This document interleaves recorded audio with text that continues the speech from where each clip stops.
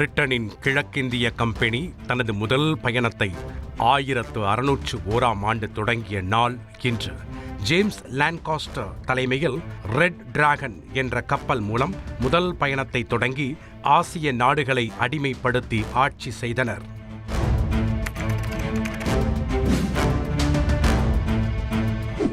வானியல் அறிவியலின் தந்தை என போற்றப்படும் கலீலியோ மத வெறுப்பு பிரச்சார குற்றச்சாட்டுக்கான விசாரணைக்காக 1633 ரோம் நகருக்கு வந்தார்.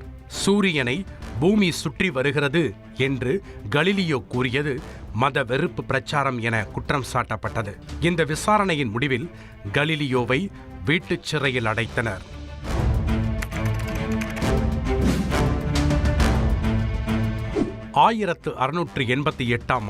பிப்ரவரி 13 போர்ச்சுகலை தனி நாடாக ஏற்றுக்கொள்வதாக அறிவித்தது ஸ்பெயின்.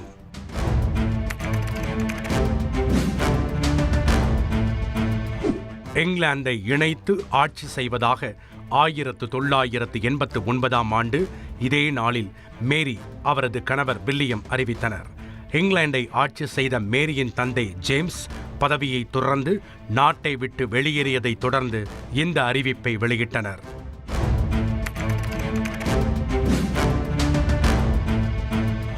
இந்தியாவின் நைட்டிங்கேல் கவிக்குயில் என்று புகழப்பட்ட சுதந்திர போராட்ட வீராங்கனை சரோஜினி நாயுடு பிறந்த தினம் இன்று. ஹைதராபாத்தில் பிறந்த சரோஜினி நாயுடு கவிஞர், எழுத்தாளர் என பன்முகங்களை கொண்டவர்.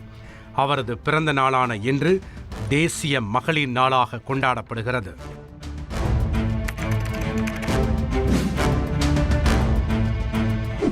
பிரிட்டிஷ் பர்மாவின் முன்னாள் பிரதமராக இருந்த ஆங் சான் 1915 இதே நாளில் பிறந்தார். நவீன மியான்மரும் மியான்மர் இராணுவப் படையும் உருவாக காரணமாக இருந்தவரும் இவரே. இவரது மகளே ஆங் சான் சூகி ஆவார்.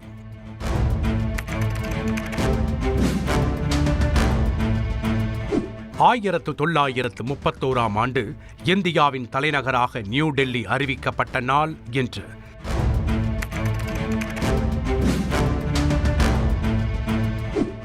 1945 ஜெர்மனியின் கட்டுப்பாட்டில் இருந்த ஹங்கேரி தலைநகர் புடாபெஸ்டை சோவியத் யூனியன் போரிட்டு இதே நாளில் மீட்டது.